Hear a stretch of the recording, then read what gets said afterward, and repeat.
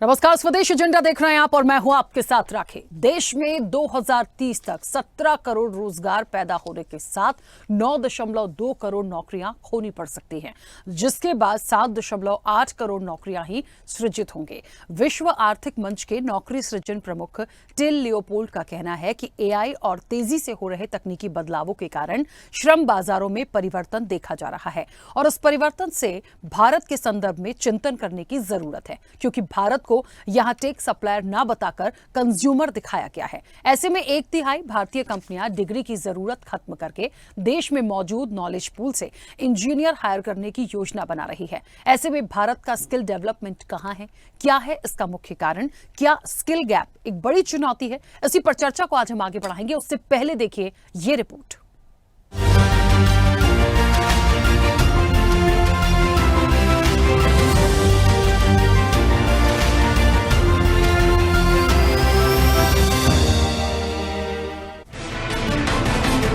World economic forum की future of jobs report 2025 के अनुसार 2030 तक वैश्विक स्तर पर 17 करोड़ नई नौकरियां आएंगी, जबकि 9.2 करोड़ नौकरियां समाप्त हो जाएंगी।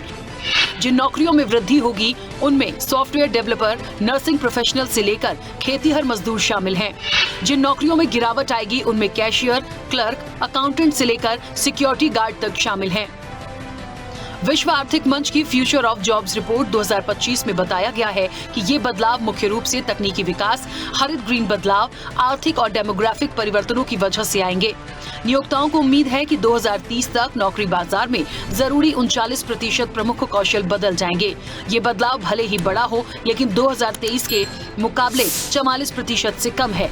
कंपनियों ने निरंतर सीखने, अपस्किलिंग और रीस्किलिंग जैसे कार्यक्रमों पर ध्यान देकर इन बदलावों को बेहतर तरीके से समझना और प्रबंधित करना शुरू कर दिया है।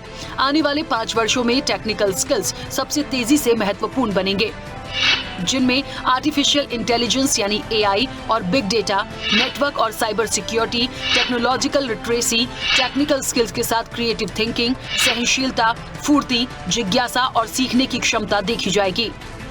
स्विट्जरलैंड के दावोस में 20 से 25 जनवरी को होने वाले विश्व आर्थिक मंच की सालाना बैठक से कुछ दिन पहले जारी रिपोर्ट में कहा गया है, कौशल अंतर आज भी व्यवसाय में बदलाव को लेकर सबसे बड़ी बाधा बनी हुई है। नौकरी के लिए जरूरी लगभग 40% कौशल में बदलाव होना तय है। 63% कंपनियों का कहना है कि सही कौशल वाले कर्मचारियों को ढूंढना मुश्किल हो रहा है। दुनिया भर के हर 100 कर्मचारियों में से 59 को 2030 तक नए कौशल सीखने की जरूरत होगी। इनमें भी 11% को ये प्रशिक्षण मिलने की संभावना नहीं है। दुनिया भर के आधे से अधिक नियोक्ता अपने व्यापार मॉडल को एआई की वजह से पैदा हुए नए अवसरों के मुताबिक बदलने की योजना बना रहे हैं। 77% नियोक्ता अपने कर्मचारियों को प्रशिक्षित करना चाहते हैं, जबकि 41% कंपनियां ऑटोमेशन की वजह से छंटनी की योजना बना रही हैं। कौशल अंतर पाटने और तेजी से बढ़ते रोजगार के लिहाज से कर्मचारियों को तैयार करने के लिए सरकारों, कंपनियों और शिक्षा प्रणालियों को तत्काल सहयोग करने की जरूरत है। उधर ग्लोबल स्किल रैंकिंग को देशों की स्थिति के आधार पर 4 कैटेगरी में विभाजित किया गया है। इसमें सबसे पहले नंबर आता है अत्याधुनिक कैटेगरी का, जिसमें यूरोप, एशिया प्रशांत के कुछ हिस्सों और लैटिन अमेरिका के देश शामिल हैं। दूसरे नंबर पर कॉम्पिटिटिव कैटेगरी आती है, जिसमें यूरोपीय देश, लैटिन अमेरिका, तुर्की और संयुक्त अरब अमीरात सहित एशिया प्रशांत के कुछ हिस्से शामिल हैं। तीसरे नंबर पर इमर्जिंग कैटेगरी आती है, जिसमें उत्तरी अमेरिका, एशिया प्रशांत के कुछ हिस्से, यूरोप, मध्य पूर्व और उत्तरी अफ्रीका के देश शामिल हैं। आखिरी कैटेगरी यानी लैगिंग कैटेगरी, जिसमें मुख्य रूप से एशिया प्रशांत, मध्य पूर्व, उत्तरी अफ्रीका और उप सहारा अफ्रीका के देश शामिल हैं। भारत रैंकिंग में 87वें स्थान पर है, जो इसे स्किल के मामले में पिछड़ी कैटेगरी में रखता है। जेएनएआई कोर्स के लिए एनरोलमेंट में देश की उल्लेखनीय 1648% वृद्धि मजबूत रुचि को दर्शाती है। ये प्रवृत्ति सरकार द्वारा एआई में $1.2 बिलियन के पर्याप्त निवेश से संबंधित है। शिक्षार्थी प्रोग्रामिंग लैंग्वेज और अप्लाइड मशीन लर्निंग में महारत हासिल करने पर ध्यान केंद्रित कर रहे हैं, जिसका लक्ष्य वेब डेवलपर, सॉफ्टवेयर डेवलपर और मशीन लर्निंग इंजीनियर जैसी तकनीकी भूमिकाओं के लिए क्वालिफिकेशन हासिल करना है। उधर डिजिटल स्किल गैप की चुनौती भी सामने है। 10 में से 9 से ज्यादा नौकरियों के लिए कम से कम डिजिटल प्रोफिशिएंसी की जरूरत होती है। यूरोप में 70% व्यवसाय डिजिटल स्किल की कमी को निवेश के लिए एक बड़ी बाधा मानते हैं। 40% वयस्कों के पास बुनियादी डिजिटल स्किल भी नहीं है। ये चुनौती सिर्फ यूरोप तक ही सीमित नहीं है। कई क्षेत्रों में शिक्षार्थी आज के वर्कफोर्स में जरूरी डिजिटल स्किल की तुलना में ह्यूमन स्किल को प्राथमिकता दे रहे हैं। भारत में नए शिक्षार्थियों की संख्या में वृद्धि देखी जा रही है। ये बढ़ोतरी पिछले वर्षों की तुलना में स्किल रैंकिंग को प्रभावित कर सकती है। हालांकि प्रोफेशनल सर्टिफिकेट्स में नामांकन स्थिर रहा है, लेकिन स्पेशलाइजेशन एनरोलमेंट में 8% की वृद्धि हुई है, जो डाइवर्स कंटेंट में व्यापक रुचि को दर्शाता है। सामाजिक सांस्कृतिक बाधाओं और एक्सेस संबंधी समस्याओं का सामना करने के बावजूद भारत स्किल गैप को कम करने और कॉम्पिटिटिव फोर्स को बढ़ावा देने में उल्लेखनीय प्रगति कर रहा है। छठी वार्षिक एनुअल स्किल रिपोर्ट में एआई साक्षरता को एक अहम ग्लोबल प्रायोरिटी के रूप में दर्शाया गया है। रिपोर्ट में जेनएआई, डिजिटल ट्रांसफॉर्मेशन और ऑटोमेटेशन संचालित कई महत्वपूर्ण रुझानों को दर्शाया गया है। 2022 में चैट जीपीटी की शुरुआत ने एआई साक्षरता की दिशा में वैश्विक स्तर पर एक कदम बढ़ाया है। पिछले एक साल में दुनिया भर में जेनएआई कोर्स में एनरोलमेंट में 1060% की वृद्धि हुई है, जो फंडामेंटल एआई स्किल की तलाश करने वाले शिक्षार्थियों द्वारा प्रेरित है। एक चिंता भारत को टेक सप्लायर न दिखाकर बड़ा कंज्यूमर बताने की भी है। वित्तीय सेवा फर्म यूबीएस ने अपनी ताजा रिपोर्ट में कहा है कि भारत एक वैश्विक आर्थिक महाशक्ति के रूप में अपनी स्थिति मजबूत करने के लिए तैयार है। ये 2026 तक दुनिया का तीसरा सबसे बड़ा उपभोक्ता बाजार बन जाएगा। रिपोर्ट के अनुसार उपभोक्ता बाजार के मामले में भारत 2024 तक जर्मनी और 2026 तक जापान को पीछे छोड़ देगा। वैश्विक आर्थिक महाशक्ति के रूप में अपनी स्थिति मजबूत कर लेगा। बड़ी आबादी और बढ़ते मध्यम वर्ग से भारत की तीव्र प्रगति को मदद मिल रही है। 2023 में भारत की घरेलू खपत $2.1 ट्रिलियन रही है, जो पिछले दशक से लगभग दुगनी है। ये 7.2% की वार्षिक चक्रवृद्धि के दर के साथ बढ़ी है। ये विकास दर चीन, अमेरिका और जर्मनी जैसी प्रमुख अर्थव्यवस्थाओं से ज्यादा है। 2023 में भारत में करीब 4 करोड़ लोग समृद्ध वर्ग में शामिल थे, जिनकी वार्षिक आय $10,000 यानी करीब 8.35 लाख रुपए से अधिक थी। ये 15 वर्ष या इससे अधिक आयु की कुल आबादी का 4% था। अनुमानों से संकेत मिलता है कि ये आंकड़ा अगले 5 वर्षों में दोगुना से अधिक हो जाएगा, जो भारतीयों के बीच क्रय शक्ति के महत्वपूर्ण विस्तार का संकेत देता है। कुल मिलाकर देश में नॉलेज पूल बनाने की जो योजना है वो कैसे पूरी होगी? स्किल गैप एक चुनौती है। नौकरियां मिलेंगी तो घटेंगी भी। उधर बढ़ती नई टेक्नोलॉजी के बीच भारतीय डिग्रियों को खत्म कर बाहर से इंजीनियर हायर करने की योजना से भारत को कितना फायदा होगा और ये नॉलेज पूल कैसे बनेगा, ये बड़ा सवाल है। इतना ही नहीं, सबसे बड़ी चुनौती अपने स्किल्ड फाइन ब्रेन को देश में रोकने की भी है, ताकि वे देश में अपने जैसी वर्कफोर्स तैयार कर सकें। इसके साथ ही जो फाइन ब्रेन्स दूसरे देशों में बस गए हैं, उन्हें स्वदेश वापस कैसे बुलाएं? इन चुनौतियों पर भारत काम कर लेता है तो भारत की कंज्यूमर कंट्री बनने के साथ साथ दुनिया के लिए टेक सप्लायर भी बन पाएगा। चैनल हेड आरपी श्रीवास्तव के साथ एग्जीक्यूटिव एडिटर राखी वर्मा की रिपोर्ट।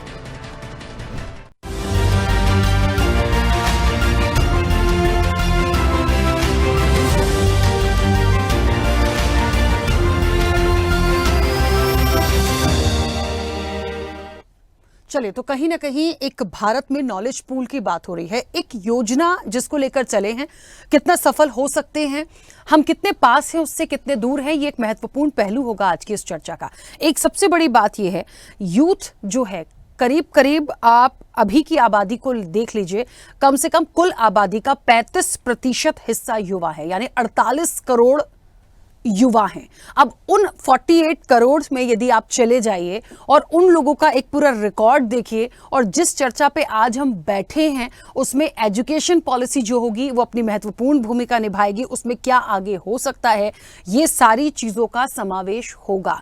क्योंकि कहीं ना कहीं जिन तथ्यों को रखा गया है, जिन पॉइंट्स को रखा गया है, जो विश्व आर्थिक मंच की रिपोर्ट में दावा किया गया है, वो बहुत सारी चिंताओं को उजागर करती है। कंज्यूमर तो हम शुरू से ही हैं, लेकिन टेक सप्लायर कैसे होंगे, उस नॉलेज को कैसे बढ़ाएंगे? जो वाकई में एक फाइन ब्रेन्स हैं, जो यहां से बाहर चले गए हैं, देखिए जो हैं उन्हें रोकना पड़ेगा। जो नहीं है एजुकेशन में हम कितना और अच्छा कर सकते हैं, क्योंकि अब जो टेक्नोलॉजी है या आधुनिक तकनीक जो है वो कहीं ना कहीं टेक ओवर करती जा रही है। तो इसको बहुत गंभीरता से लेने की जरूरत है। भारत के परिप्रेक्ष्य में इसको कितना अच्छा साबित किया जा सकता है, कितना फायदेमंद हो सकता है, कैसे ग्रो किया जा सकता है, इन्हीं तमाम पहलुओं पर हम चर्चा करेंगे। हमारे साथ कई मेहमान जुड़े हैं। सबसे पहले आपका परिचय करा दें। भारतीय जनता पार्टी का पक्ष हमारे साथ रखेंगे रत्नाकर सिंह। रत्नाकर जी, बहुत स्वागत चर्चा में जुड़ने के लिए। कांग्रेस का पक्ष रखेंगे मोहम्मद वसीम। मोहम्मद वसीम जी, आपका भी बहुत स्वागत है। अर्थशास्त्री हैं आरजी द्विवेदी। आरजी द्विवेदी जी, आपका भी बहुत स्वागत है। सोशल वर्कर है हमारे साथ संजय पराते। संजय जी, आपका भी बहुत स्वागत है। अब से कुछ देर में वरिष्ठ पत्रकार डॉक्टर सत्यप्रकाश शर्मा हमारे साथ जुड़ेंगे, उनका भी स्वागत है। फिलहाल हमारे साथ कनेक्ट नहीं है। और स्वदेश न्यूज के channel head RP Srivastava ji हमारे साथ जुड़े हैं। आरपी श्रीवास्तव जी, आपका भी बहुत स्वागत है। मैं चर्चा की शुरुआत सबसे पहले आरजी द्विवेदी जी आपसे करूंगी। मुझे सुन पा रहे हैं आरजी द्विवेदी जी? मुझे सुन पा रहे हैं जी? हाँ, आरजी द्विवेदी जी, मुझे ऐसा लग रहा है कि विश्व आर्थिक मंच की एक नौकरी सृजन के एक्सपर्ट हैं, उन्होंने तमाम आंकड़े रखे हैं। तकनीकी शिक्षा जो है, आधुनिकीकरण जो है, उन तमाम चीज़ों पर बहुत सटीक पॉइंट्स रखे हैं। नौकरियों को लेके, युवाओं को लेके दो चीज़ें हैं जिसको लेकर साफ तौर पर उन्होंने फोकस किया है, जिसमें से पहला तो है कि देखिए, जो नौकरियां जाएंगी, 9.2 नौकरियां यदि खत्म होंगी तो 17 करोड़ नई नौकरियां आएंगी भी। लेकिन आंकड़ा जो बताता है वो ये है कि ये जो नौकरियों का उतार चढ़ाव युवाओं के लिए है, उसमें सॉफ्टवेयर डेवलपर, नर्सिंग प्रोफेशनल्स और खेतीहर मजदूर, इन 3 कैटेगरी को शामिल किया गया है। बाकी जो अकाउंटेंट हैं, क्लर्क हैं, बाकी और जो लोग हैं, कैशियर हैं, अकाउंटेंट हैं, इन लोगों के लिए कहीं ना कहीं सिक्योरिटी गार्ड है, ये जो एक तबका है, इनके लिए मुश्किल हो सकती है। तो ये जो आंकड़ा है और आने वाले समय के लिए हम एक जो ग्रोथ की बात करते हैं, उसे किस तरह से देखते हैं? बहुत अच्छा विषय आपने रखा है। ये विश्व आर्थिक मंच सामान्यतया हर 2 साल में अपनी रिपोर्ट सबमिट करता है। 2023 में भी सबमिट किया था, तब भी हम लोग चर्चा में शामिल हुए थे, और तो हम लोग बोल रहे थे कि एआई दस्तक दे रहा है। और आज के डेट में तो हम ये बोलना चाहते हैं कि एआई दस्तक नहीं दे रहा, बल्कि एआई अंदर तो घुस चुका है, प्रवेश कर चुका है हमारे पुराने क्षेत्रों में, हर जगह। तो जो ये आज की जो आपने ये प्रमुख चर्चा रखी है, ये बड़ी महत्वपूर्ण है, और इसको 3 तरह से इसको देखना चाहिए।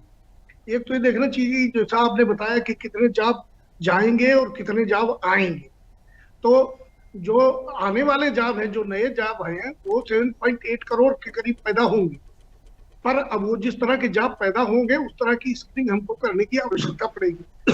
दूसरा, कुछ ऐसे जॉब्स हैं जो, जैसे मैंने जैसे कुछ देखिए, जिसमें अच्छे जिसका बोलते हैं कि स्कोप है, जिसका रैपिड ग्रोथ, जिसपे एक्सपेक्टेशन है, वो है, जैसे आर्टिफिशियल इंटेलिजेंस है, मशीन लर्निंग है, बिग डाटा स्पेशलिस्ट है, फिनटेक इंजीनियर्स हैं, इन्वायरमेंटल इंजीनियरिंग है, साइबर सिक्योरिटी है, और आपका ये रिन्यूएबल एनर्जी है, जिसमें सोलर एनर्जी, विंड एनर्जी, इस तरह की जो चीजें हैं, ये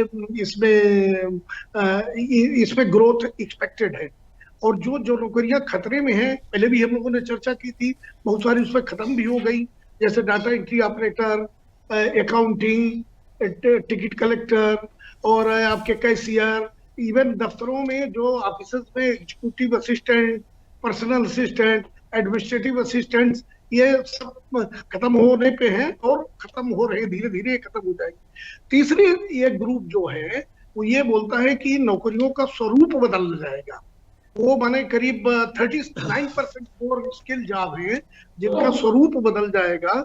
और इसके अलावा विश्व जो वर्ल्ड बैंक की रिपोर्ट है, उसका मैकेंजी ग्लोबल रिपोर्ट ने भी ये दिया है, जिसमें उनका कहना है कि 30% कोर जो स्किल जॉब है, 2030 तक उनके रूप बदल जाएंगे, जैसे analytical thinking, leadership, creative thinking, technological literacy, ये चीजें बदलेंगी। तो अब इसकी जरूरत, इसको कैसे करें?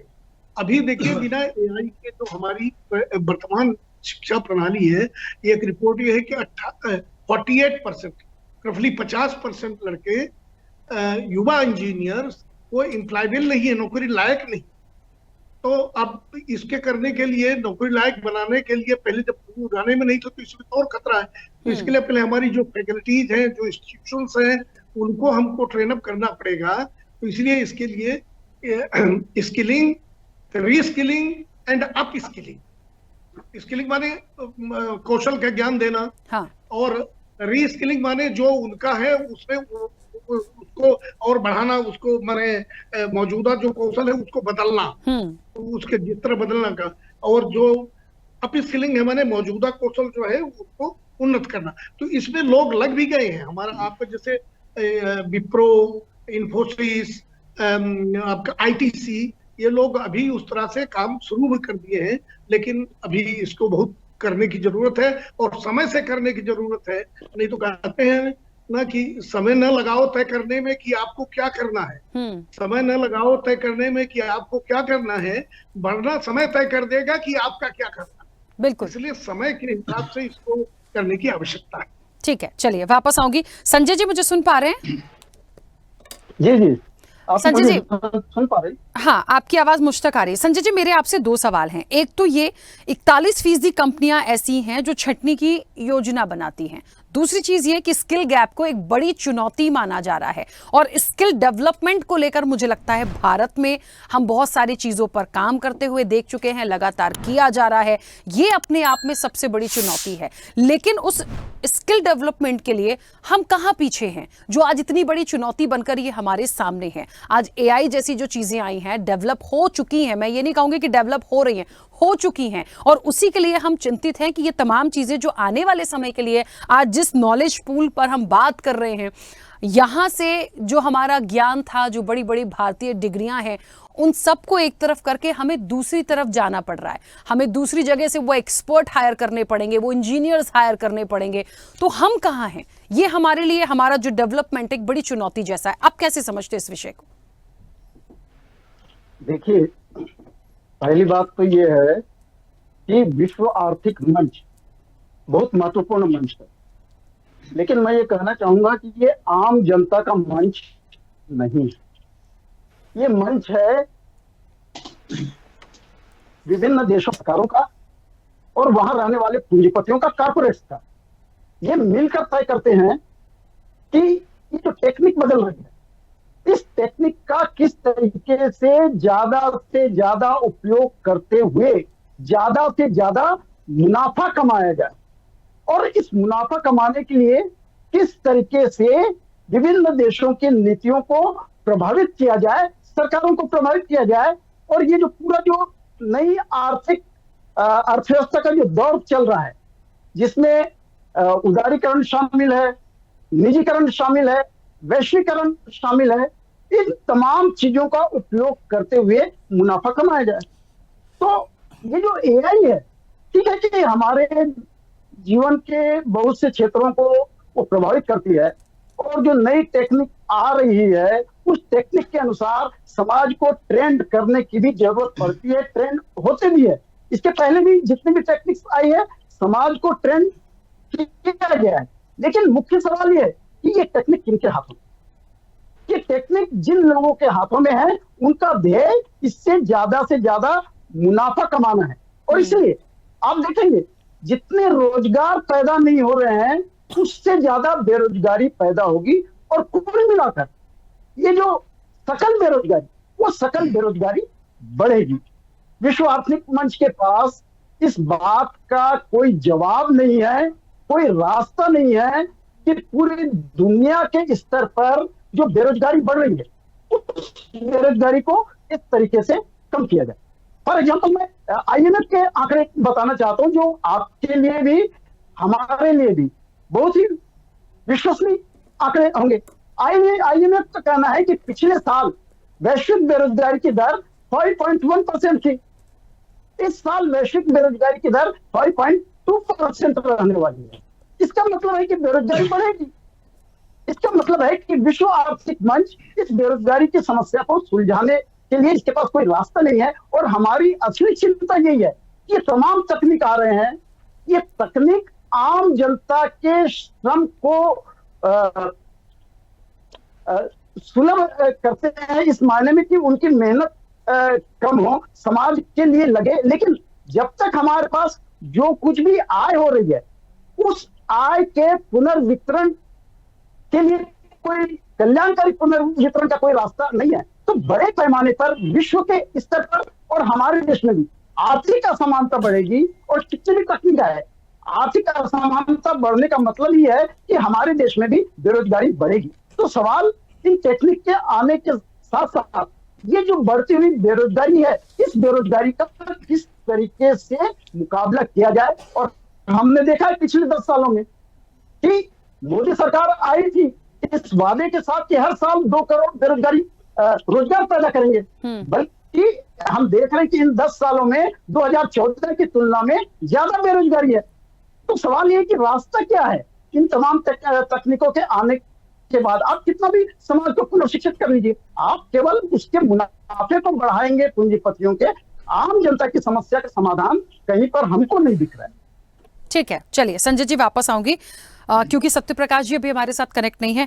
आरपी श्रीवास्तव जी, भविष्य में सफल होने के लिए कई स्किल्स की एक रिपोर्ट में जिक्र किया गया है, जिसमें एआई तो है ही, नेटवर्क और साइबर सिक्योरिटी है, टेक्नोलॉजिकल लिटरेसी की बात है, ऐसे करके 5-6 पॉइंट ऐसे हैं जो बहुत महत्वपूर्ण है। अभी संजय पराते जी जो एक बात कह रहे थे कि बेरोजगारी को बढ़ना ही बढ़ना है। पिछले बार के आप आंकड़ों को देखिए, इस बार के आंकड़ों को देखिए, लेकिन मुझे ऐसा लगता है विश्व आर्थिक मंच जो कह रहा है, जो 17 करोड़ रोजगार पैदा होने की बात करता है, तो माइनस में भी 9.2 करोड़ की बात कर रहा है।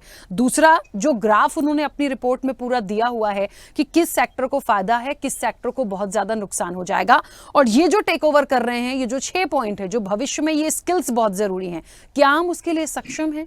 क्या भारत ये तमाम चीजें जो कर रहा है उसको शिक्षा प्रणालियों को, सरकार को, कंपनियों को जो खास तौर पर है उनके सपोर्ट की जरूरत है, क्या ये होती हुई देख रहे हैं आप? देखिए, आपने जब शुरुआत में आरजी द्विवेदी साहब से पूछा तो उन्होंने एक बात कहा कि समय के साथ चलने की ज़रूरत है, और जब समय के साथ चलेंगे तो ही आप जो है कॉम्पीट कर पाएंगे, लोगों से प्रतिस्पर्धा कर पाएंगे। जहाँ तक भारत का सवाल है, भारत में आपने अभी बताया कि लगभग जो है 42 से 45 करोड़ युवा हैं, और युवा आबादी वो है जो बहुत सारे लोग टेक्निकल हैं, जो प्रोफेशनल कोर्सेज करके जा रहे हैं, इंजीनियर हैं, तमाम सेक्टर में हैं। अब आप वहाँ एक देखिए कि क्या वो स्किल्ड हैं। उन्होंने दो तीन बातें और बताया, स्किल्ड होने की ज़रूरत है, उनको फिर से अपलिफ्ट करने की ज़रूरत है, सारी बातों का उल्लेख किया उन्होंने। आज हमारे पास सबसे बड़ी चुनौती है कि जब 17 करोड़ नौकरी रोज़गार सृजन होगा, उसमें से 9.2 करोड़ रोज़गार ख़त्म हो जाएंगे। तो सबसे बड़ी चुनौती यह है कि 9.2 करोड़ रोज़गार जो ख़त्म होंगे उसको कैसे हम संभाल पाएंगे। दूसरी सबसे बड़ी बात है कि जिस तरह से आपने देखा होगा कि हम उपभोक्ता बनेंगे। भाई, हमारा भारत एक बहुत बड़ा बाज़ार है, तो क्या हम टेक सप्लायर नहीं हो सकते हैं? अगर हम ऐसा नहीं करते हैं तो निश्चित रूप से हमें एक चुनौती का सामना करना पड़ेगा। एक सबसे बड़ी बात है, देखिए, अभी न्यू एजुकेशन पॉलिसी भारत सरकार ने लॉन्च किया, और उसके तहत जो युवाओं को स्किल्ड करना, उनको जो है उनके जॉब के हिसाब से तैयार करना। और जब आज की डेट में एआई टेक्निक आ गई है, और हमको लगता आ ही नहीं गई है बल्कि पूरे दुनिया भर में ऑलरेडी वो पहुंच चुकी है, तो ऐसी टेक्निक के बाद या अन्य कई ऐसे सेक्टर हैं जिसमें ज़रूरत है, तो भारत में रोज़गार के सृजन के लिए सबसे पहले इन युवाओं को अपलिफ्ट करना पड़ेगा। अपलिफ्ट करने की ज़रूरत है। अगर वो अपलिफ्ट होते हैं तो हम जिस तरह से अभी बात हो रही थी कि जो विदेशी हैं या जो लोग जिनके हाथ में पूरी अर्थव्यवस्था रोटेट करते हैं दुनिया के लोग, ऐसे जो है पूंजीपति हैं, तमाम लोग हैं, तो ऐसी टेक्निक से उनको फ़ायदा मिलता है। लेकिन भारत को इसके लिए तैयार होना पड़ेगा। हमें लगता है कि भारत सरकार जिस दिशा में कदम बढ़ा रही है उसको बड़ी तेज़ी से उनके बराबर आगे खड़ा होना पड़ेगा, तब हम टेक सप्लायर बन पाएंगे। नहीं तो कंज्यूमर उपभोक्ता बन के रह जाएंगे, और उपभोक्ता बन के रहना मतलब नौकरियों को गंवाना होगा। हमें लगता है कि आने वाले समय में इन सारी चीज़ों पर जो भारत सरकार को बड़ी गंभीरता सोचना पड़ेगा, और भारत सरकार सोच भी रही है। लेकिन फिलहाल अभी जिस तरह की जो न्यू एजुकेशन पॉलिसी है, जो नए युवा तैयार हो रहे हैं या जो पहले पढ़ लिख के तैयार हो चुके हैं, उनमें भी बहुत सारे जो आप देखिएगा BE किए, M.Tech किए, B.Tech किए लोगों को नौकरी तक अभी तक जॉब के लिए इधर उधर दौड़ना पड़ता है या उनके अनुरूप नहीं होता है। दूसरी एक सबसे बड़ी बात है कि जो बाहर के एक्सपर्ट जो ब्रेन हमारा है जो बाहर शिफ्ट हो रहा है उसको रोकने की ज़रूरत है। उसको सरकार को बड़ी तेज़ी से रोकना पड़ेगा।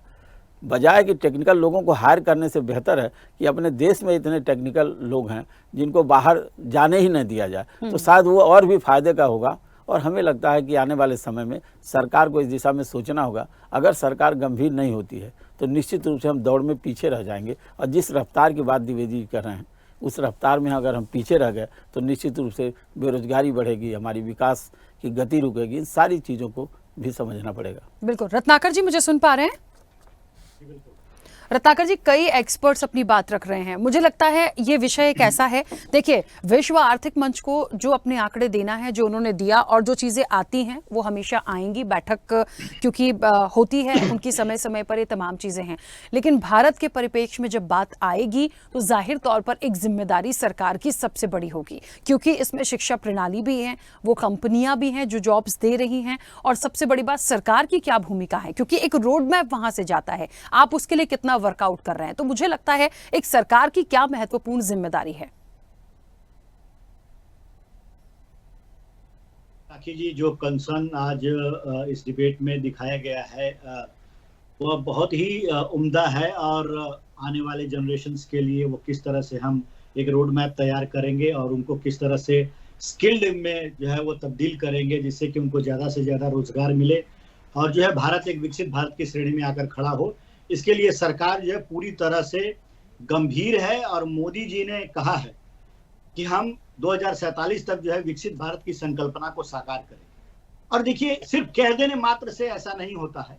मोदी जी ने जब यह बात कही है कि हम 2047 तक विकसित भारत की संकल्पना को साकार करेंगे, तो इसके पीछे जो है बहुत सारी योजनाएं जो है क्रियान्वित कर किया गया है मोदी सरकार, और आगे भी हमारी बहुत सारी योजनाएं हैं जो क्रियान्वित करना है।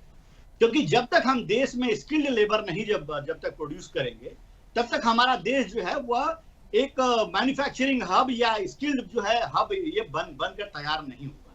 और देखिए, मैं एक चीज स्पष्ट रूप से बताना चाहता हूं और बड़े खुले मन से कहना चाहता हूं इस डिबेट में, कोई भी सरकार हो, चाहे वह भारतीय जनता पार्टी की सरकार हो, चाहे कांग्रेस की सरकार हो या अन्य किसी दल की सरकार हो, कोई भी पार्टी इस देश में जो युवा बेरोजगार है, 40 करोड़ युवा बेरोजगार हैं, सबके लिए सरकारी नौकरी देना असंभव है।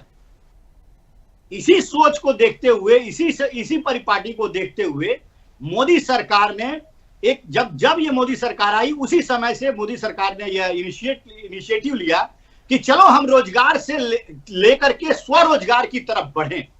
और जब स्वरोजगार की तरफ हम बढ़ेंगे तब make in India, startup India, ऐसे तमाम योजनाएं जो उन्होंने मोदी सरकार जो लेकर के आई, वो तमाम योजनाएं उसकी सहभागिता रही है, विकास गाथा की सहभागिता रही है।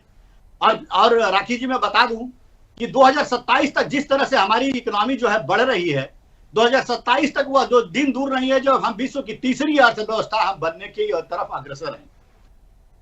मैं ये कहना चाहता हूं शुद्ध रूप से कि देखिए, मोदी सरकार ने बहुत सारी ऐसी योजनाएं और इस लेकर के आए, क्योंकि हम जो आज कंसर्न दिखा रहे हैं, क्योंकि ये ट्रेडिशन है। देखिए, आप पहले टेक्नोलॉजी आती रहती है, हमेशा नई नई टेक्नोलॉजी आती रहेंगी, पुराने जो ढर्रे पे ट्रेडिशनल जो जॉब्स हैं वो खत्म होते जाएंगे और नए टेक्नोलॉजी को लोग एडॉप्ट करते जाएंगे। तो इस तरह की जब टेक्नोलॉजी आएगी तो निश्चित रूप से रोजगार पे, जो ट्रेडिशनल रोजगार है, उन पे खतरा मंडराएगा ही मंडराएगा। और जब टेक्नोलॉजी जब आएगी तो उस तरह की टेक्नोलॉजी को ज्यादा से ज्यादा युवाओं को स्किल किया जाए, इसके लिए मोदी सरकार ने बहुत सारी योजनाएं लेकर आए हैं, जिसमें मैं बता दूं, जिसमें प्रथम और सबसे महत्वपूर्ण योजना है प्रधानमंत्री कौशल विकास योजना। इस योजना के तहत बेहतर प्राइवेट कंपनियों में भी, सरकारी कंपनियों में भी बेहतर इंटर्नशिप की जो है सुविधा प्रदान करने की बात कही गई है, तकनीकी शिक्षा देने की बात कही गई है, और 40 करोड़ ऐसे युवा जो हैं उनको हम इस तरह के स्किल डेवलपमेंट में हम इन्वॉल्वमेंट करेंगे, ताकि वो जब स्किल डेवलप हो जाए उनका, तो वो जब अपने चाहे तो स्वरोजगार करें या रोजगार करें, और इस देश की विकास की सहभागिता में अपनी जो है भागीदारी को सुनिश्चित करें। ये मोदी सरकार की आकांक्षा रही है, और ये उसको पूरा करने के लिए हमने इस तरह की योजनाएं लाई। और मैं बता दूं, ये युवाओं के लिए है, और बहुत सारे ऐसे बेरोजगार लोग हैं जो आज मजदूरी करते हैं या फिर उनके पास स्किल नहीं होता है, जिसे मजबूरन वो मजदूरी करने के लिए मजबूर होते हैं।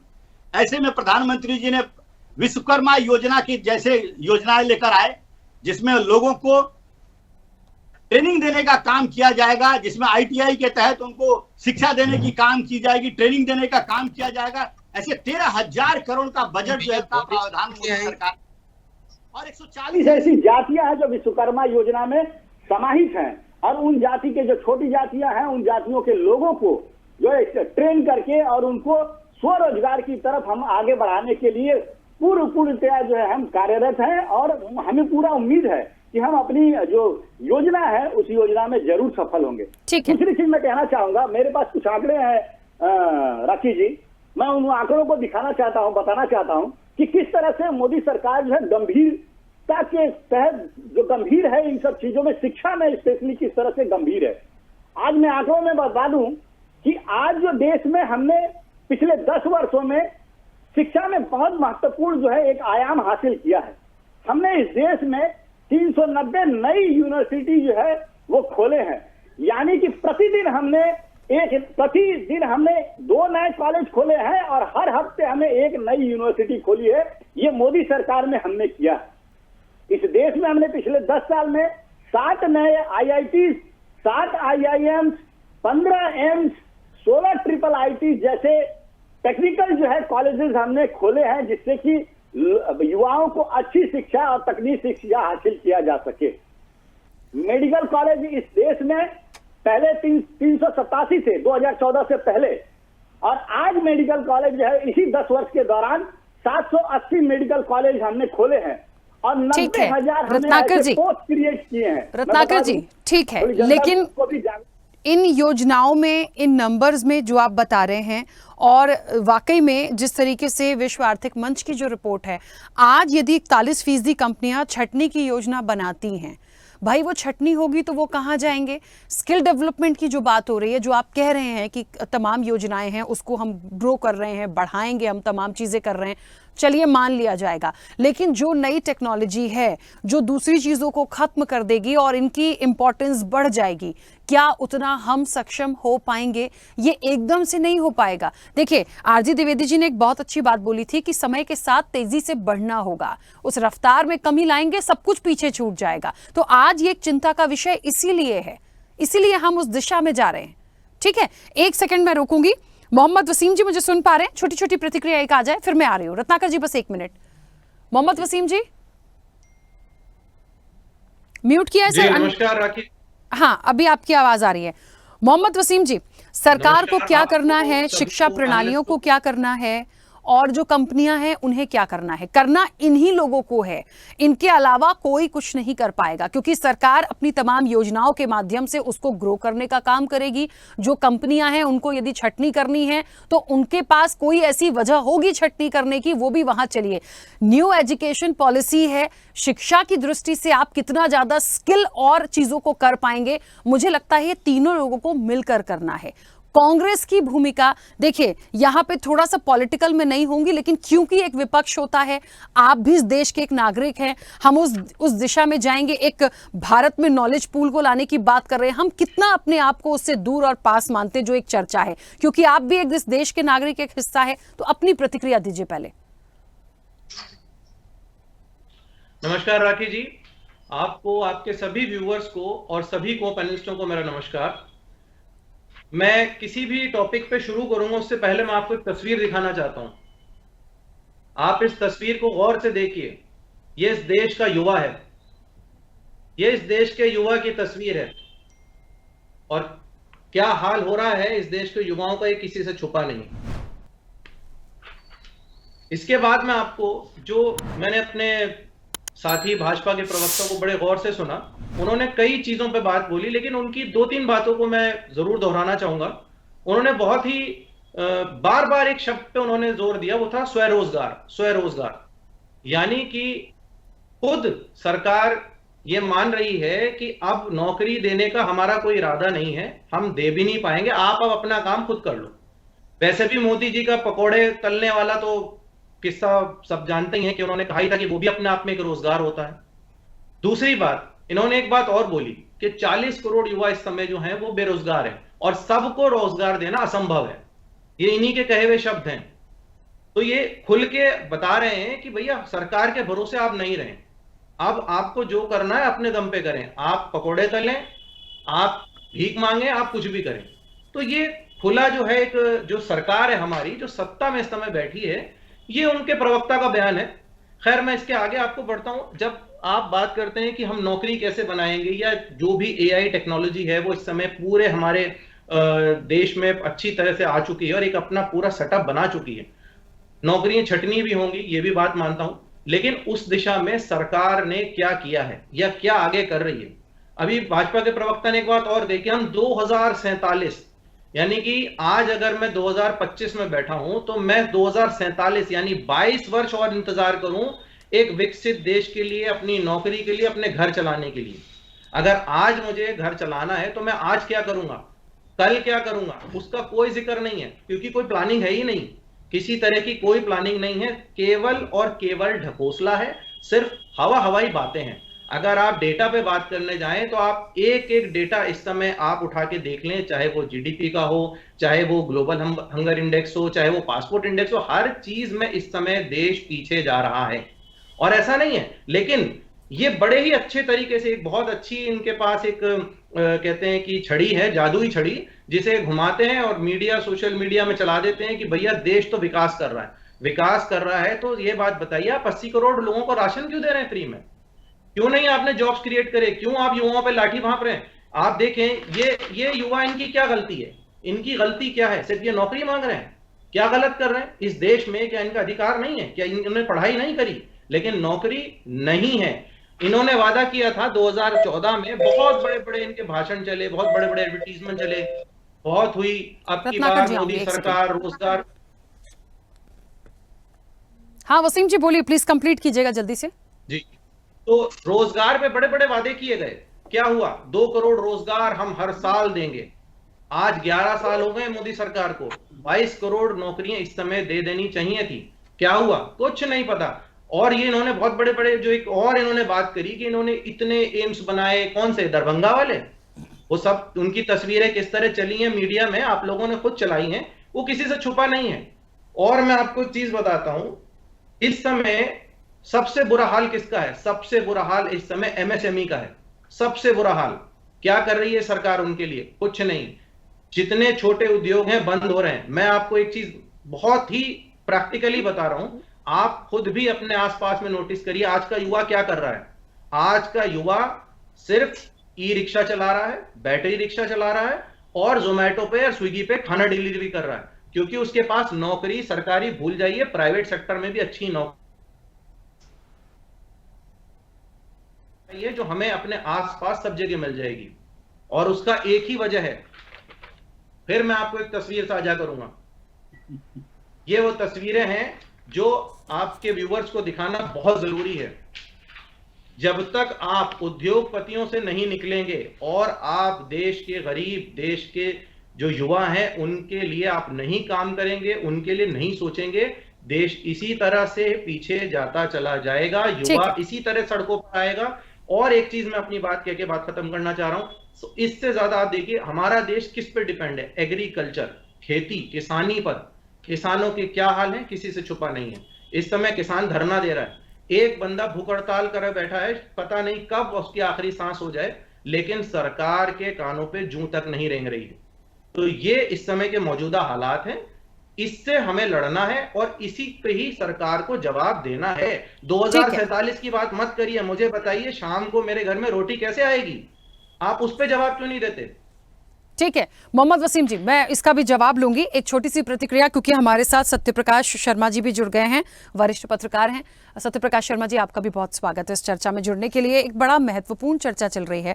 सत्यप्रकाश जी, मुझे ऐसा लगता है जहां पर 17 करोड़ नई नौकरियां आएंगी, 9.9 करोड़ नौकरियां जो हैं वो खत्म हो जाएंगी, यानी कुल मिला के देखें तो 7.8 करोड़ नौकरियां सृजित होंगी। अब ये जो नौकरियां सृजित होंगी ये किन क्षेत्रों में होंगी उसका भी विश्व आर्थिक मंच ने एक क्राइटेरिया दिया है, जिसमें से सॉफ्टवेयर डेवलपर हैं, नर्सिंग प्रोफेशनल्स हैं, खेतिहर, मजदूर हैं, बाकी का तो जो अकाउंटेंट हैं, कैशियर हैं, क्लर्क हैं, इन सबको साइड करिए, इनके लिए तो खतरा सा हो गया। बड़ा सवाल ये है कि कम से कम 48 करोड़ का युवा होता है, यानी हमारे देश की कुल आबादी का 35% युवा हमारे देश में है। मुझे ऐसा लगता है इन युवाओं के लिए जिन नौकरियों की बात हो रही है वो किस सेक्टर में है, आपने 3 सेक्टर तो बताए, उन सेक्टर के लिए जो सबसे ज्यादा स्किल की जरूरत है उसके लिए भी एआई में आप जाइए, बिग डेटा में आप जाइए, आर्टिफिशियल इंटेलिजेंस की जो बात हुई, नेटवर्क साइबर सिक्योरिटी की बात हुई, टेक्नोलॉजिकल लिटरेसी की बात हुई है, एक क्रिएटिव थिंकिंग की बात यहाँ पे हो रही है। आप में फुर्ती होनी चाहिए, जिज्ञासा होनी चाहिए, सहनशीलता होनी चाहिए, ये सब कुछ सीखने की क्षमता क्या हमारे युवाओं में नहीं है? और यदि है तो फिर हम आज इस नॉलेज पूल से इतने दूर क्यों हैं? आज हमें ये चर्चा क्यों करनी पड़ रही है? क्यों विश्व आर्थिक मंच जो है आज इन आंकड़ों को जारी करके इन सारी चीजों पर एक जागरूक करने का प्रयास कर रहा है? मुख्य रूप से जिम्मेदारी किसकी मानते हैं? 3 वर्ग हैं, शिक्षा को लेकर जाइए, स्किल डेवलपमेंट में हम जाएंगे, सरकार की योजनाएं आती ही हैं, और वो कंपनियां जो 41% छटनी करने की बात कर रही हैं, कैसे बढ़ेंगे? देखिए, नॉलेज पूल से तात्पर्य ये है कि हम एक पर्टिकुलर वर्ग को या कम्युनिटी को डिजिटली ट्रेंड करें, क्योंकि अब जो समय आने वाला है वो डिजिटल पर डिपेंड है। जस्ट लाइक आपने कहा एआई। देश के पास बेरोजगारी एक बड़ा चैलेंज है, इसमें कोई दो राह नहीं, इसको कोई नकार भी नहीं सकता। लेकिन केवल सरकारी नौकरियां देकर देश को उन्नत बनाना या युवाओं को सेटिस्फाइड करना, ये सरकार का सिद्धांत नहीं होना चाहिए, जो मेरा सोच है। क्योंकि सरकारें युवाओं को उस प्लेटफॉर्म पर लाकर खड़ा करें जहां वो खुद दौड़ना शुरू करें। और इसके लिए हम अगर प्राचीन भारत की तरफ जाते हैं तो प्राचीन भारत में तो नौकरी करना ही अच्छा नहीं माना जाता था, किसी का नौकर होना कोई अच्छी बात नहीं थी। हाँ, एक बात जरूर है कि सरकारों ने जो मैन पावर होता है सरकार के पास, उसको कहीं ना कहीं कम किया है।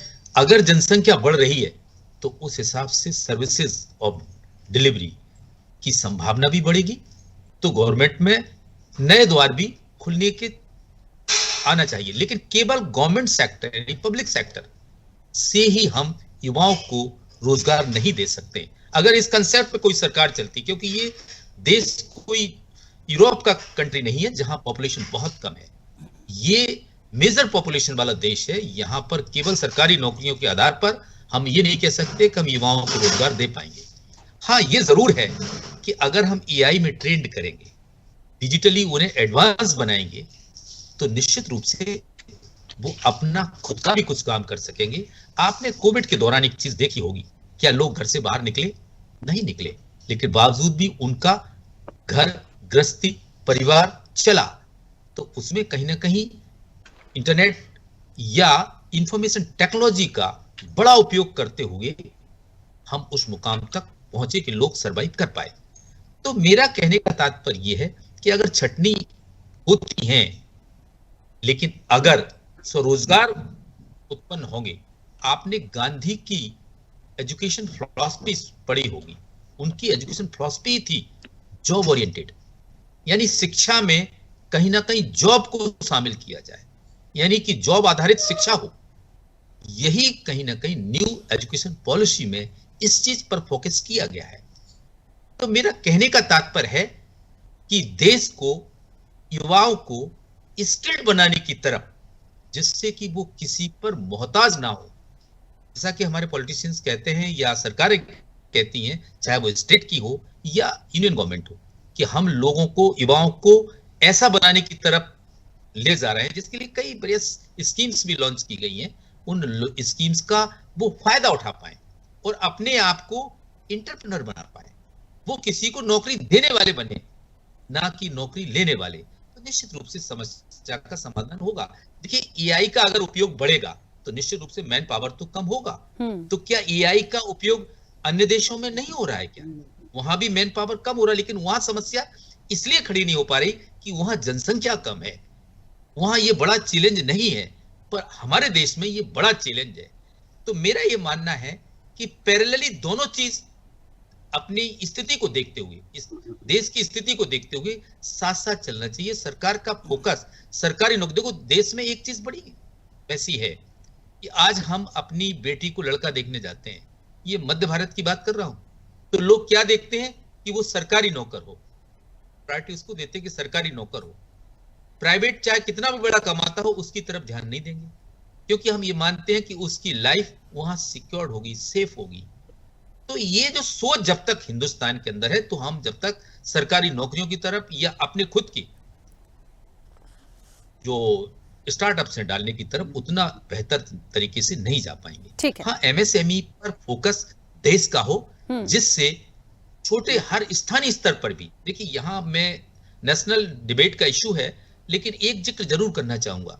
मध्य प्रदेश के मुख्यमंत्री ने एक बड़ा अच्छा स्टेप लिया है जो देश के सामने बड़ा चैलेंज है, बहुत बड़ा चैलेंज है, रीजनल डिस्पैरिटी की ब्रिजिंग, यानी कि जो रीजन्स हैं एक साथ उनका विकास कैसे हो, कहीं पर कम, कहीं पर ज्यादा, कहीं पर बहुत कम, कहीं पर बहुत ज्यादा।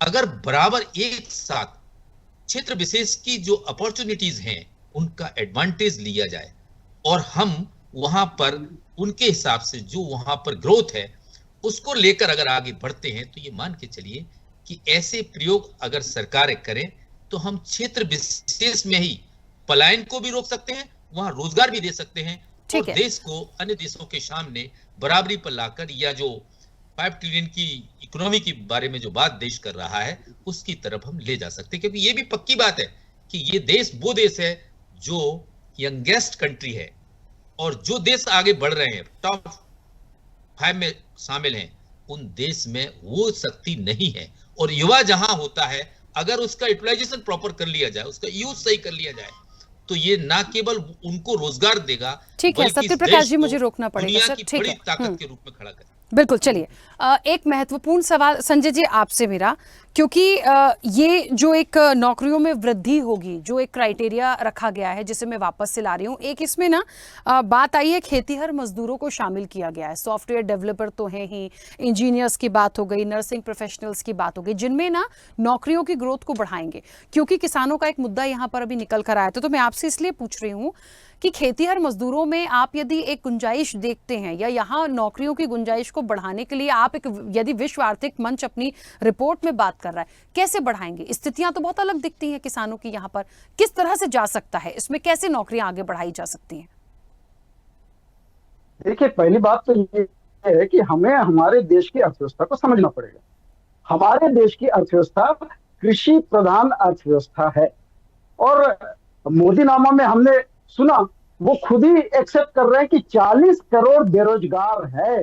इन 40 करोड़ बेरोजगारों को एआई की ट्रेनिंग देकर जो है रोजगार में नहीं लगाया जा सकता, या फिर इन 40 करोड़ लोगों को इंडस्ट्रियलिस्ट नहीं बनाया जा सकता।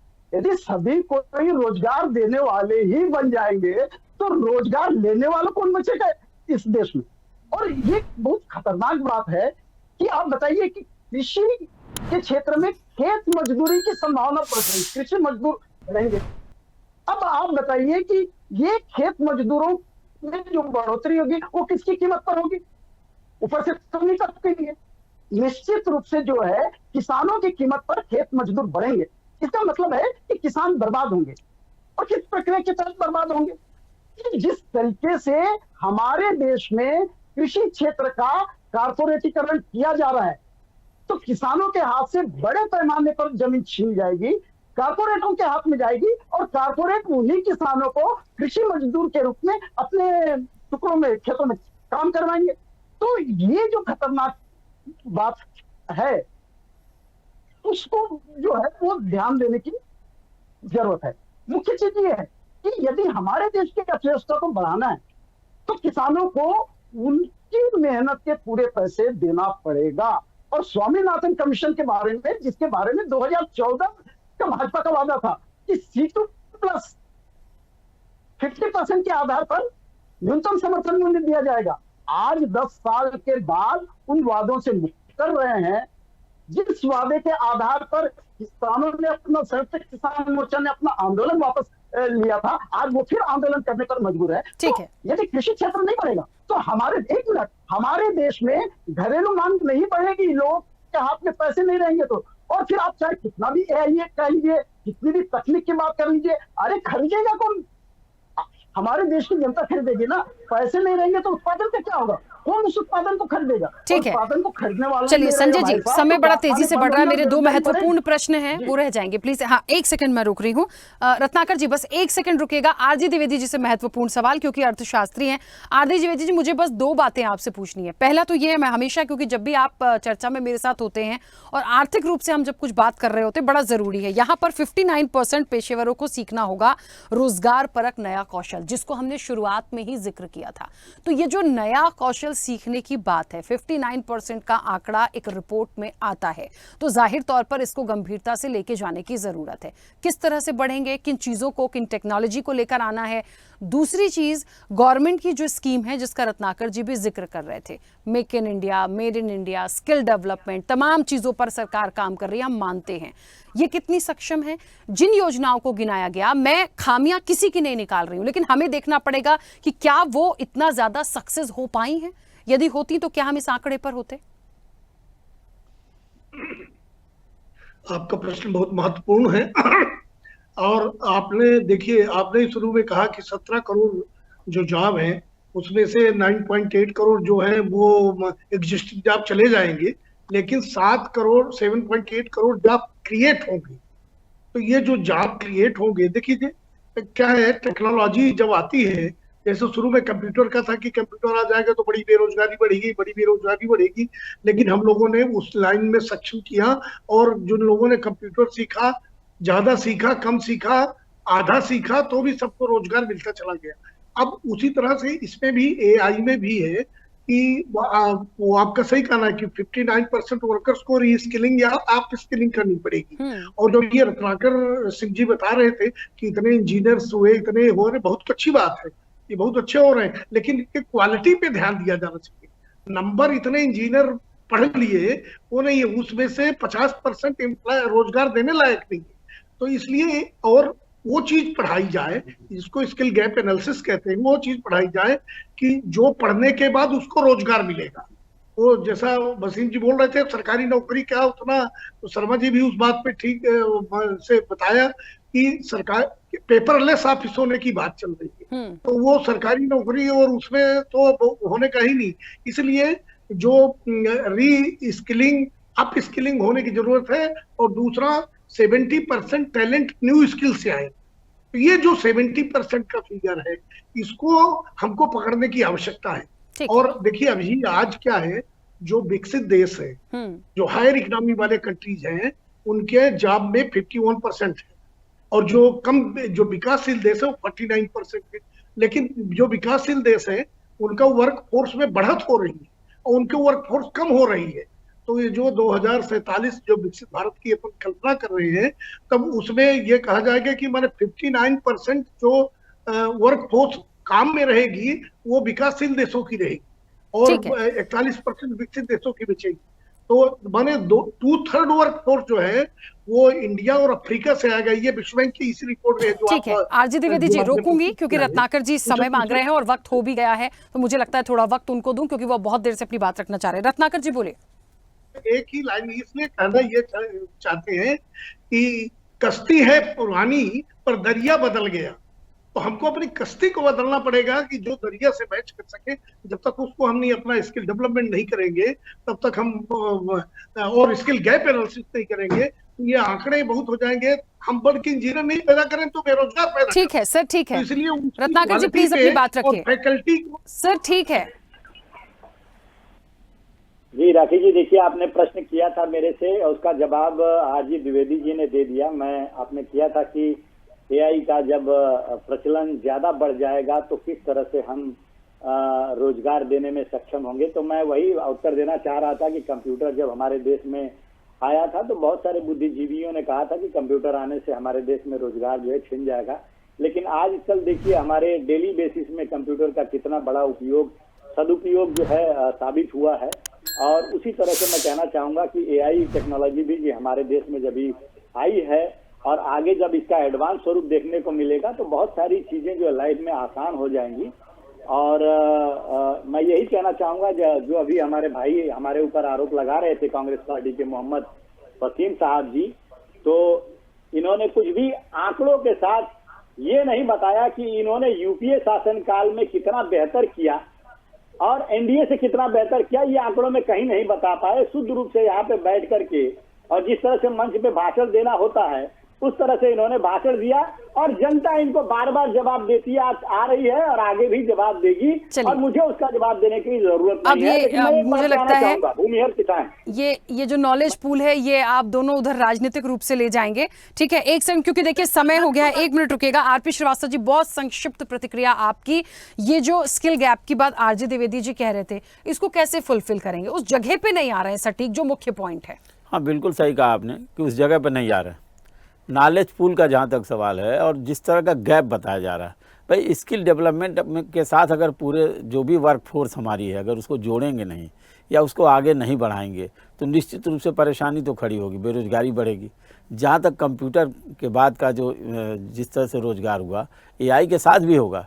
समय के साथ साथ जैसे ही नई टेक्निक आती है जो है लोग आगे आते हैं। लेकिन सवाल इस बात का है कि अब का जो टाइम है, जो सामान्य कंप्यूटर और आज की स्थिति में बड़ा ही स्किल्ड होने की ज़रूरत है। हमको सबसे ज़्यादा ज़रूरत राखी क्या है कि जो हमारे ब्रेन हैं जो बाहर की तरफ जो जा रहे हैं उनको रोकें और जो हमारे युवा हैं उनको स्किल्ड करें। अपने आप समस्या सॉल्व हो जाएगी।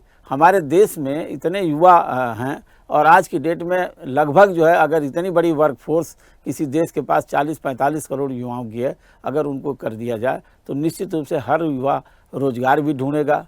जहाँ तक नौकरी का सवाल है, बिल्कुल नौकरी पर सरकारी नौकरी पर नहीं बेस करना चाहिए, लेकिन फ़िलहाल इतना तो ज़रूर है कि सरकारी क्षेत्रों में भी नौकरी तो जॉब जो है निकलेंगे और वहाँ पर भी लोग जाएंगे। तो पूरी सरकार को मिलकर के सरकार को इस मामले में सोचना पड़ेगा। और जहाँ तक सरकार का सवाल है, निश्चित रूप से सरकार प्रयास कर रही है, लेकिन ज़रूरत है आज की डेट में जो चैलेंज हमारे सामने है कि हम उपभोक्ता न बने, हम टेक सप्लायर बने। बिल्कुल ठीक है, चलिए समय हो गया। वसीम जी नहीं आ पाऊंगी सर, समय बहुत ज्यादा हो गया। आप सभी का बहुत शुक्रिया इस चर्चा में जुड़ने के लिए। तो भारत में नॉलेज पूल कितनी पास कितनी दूर, देखिए कितना पास है कितना दूर है, इसका एक आंसर तो मुझे इस चर्चा से निकल कर आया। स्किल गैप को आपको करना पड़ेगा, भरना तो पड़ेगा। उसके लिए आपको कैसे चीजों को आगे बढ़ाना है, किन योजनाओं से बढ़ाना है, ये सरकार के लिए चुनौती भी है, जिम्मेदारी भी है। शिक्षा प्रणाली में आप क्या कर सकते हैं, न्यू एजुकेशन पॉलिसी के तहत आप क्या कर सकते हैं, जो कंपनियां छटनी करेंगी उनके लिए क्या करना है, एक रोड मैप तो आपको लाना होगा। जो फाइन ब्रेन्स हैं उनको आपको रोकना है, जो चले गए हैं उनको लाना है। यहीं से आप तमाम चीजों को बढ़ाएंगे, तभी उस जगह पे हम उस नॉलेज पूल को ला पाएंगे, बना पाएंगे, एक उसकी एक पूरी कहते हैं ना रूपरेखा को सामने रख पाएंगे। लेकिन नहीं करेंगे तो कैसे काम चलेगा? तो उस चीज को करना होगा। राजनीतिक रूप का देखिए विषय नहीं था कि पक्ष विपक्ष एक दूसरे की खामियां निकाल के झगड़ा करिए। उस चीज को फुलफिल करने की जिम्मेदारी सरकार की है और वो सरकार को देखना होगा। फिलहाल चर्चा में इतना ही। बने रहिए स्वदेश न्यूज के साथ। सबसे पहले देश। ऐसे ही वीडियोस के लिए लाइक करें, शेयर करें, फॉलो करें। YouTube पर जाकर सब्सक्राइब कर बेल आइकन दबाना ना भूलें और ताजा अपडेट्स के लिए swedeshlive.com पर जरूर जाएं।